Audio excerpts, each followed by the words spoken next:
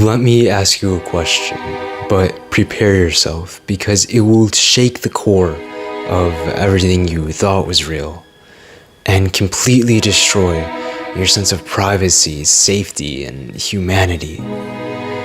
Just think about this. What if, in some strange, twisted, and demented universe, there was something or someone watching you, tracking your every move, and invading your personal life, knowing where you go and your interests of every minute of every day. Now, on an even stranger note, what if that omnipresent being that was watching you was government pigeon drones?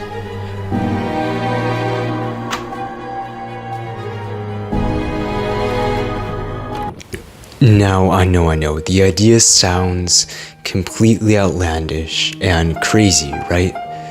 As if it could never happen. But the theory in itself has some valid evidence behind it, and it teaches us a little bit more about how our data might be gathered and how our privacy could be invaded right now. But to understand why, we need to understand just a little bit more about the history of democracy.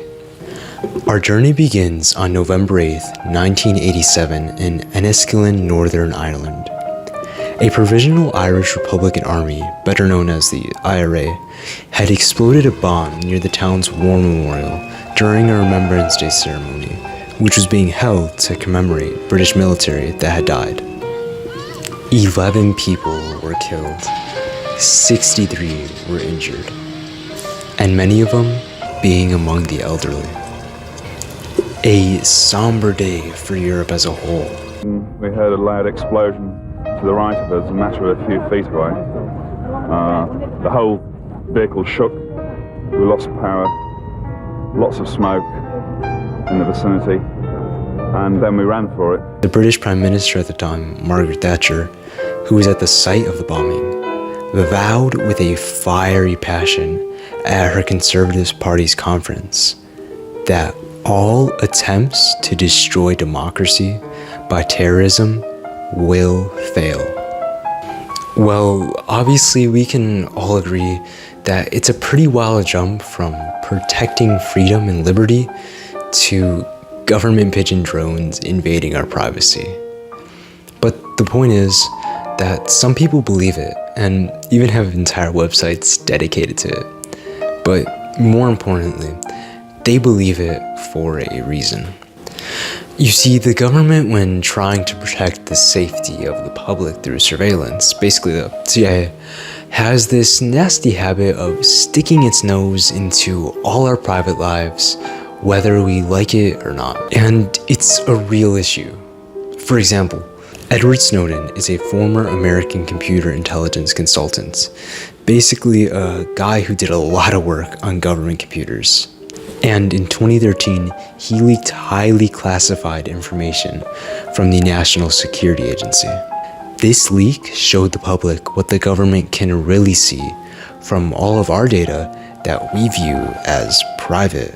And although some aspects were corrected to allow for more privacy, the same basic issue still occurs. Meaning the government can basically just buy off data from your phone that social media collects.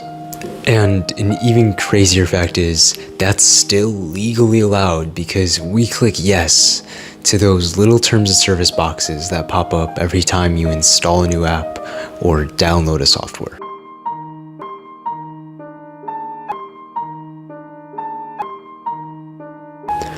Okay, now I'm gonna be real with you. The lesson never really was about government pigeon drones.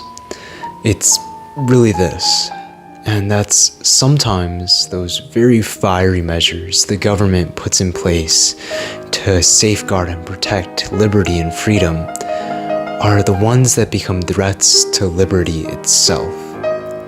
So while it's very unlikely the government is trying to spy on you right now, it's still a possibility and something to keep in mind as technology advances exponentially.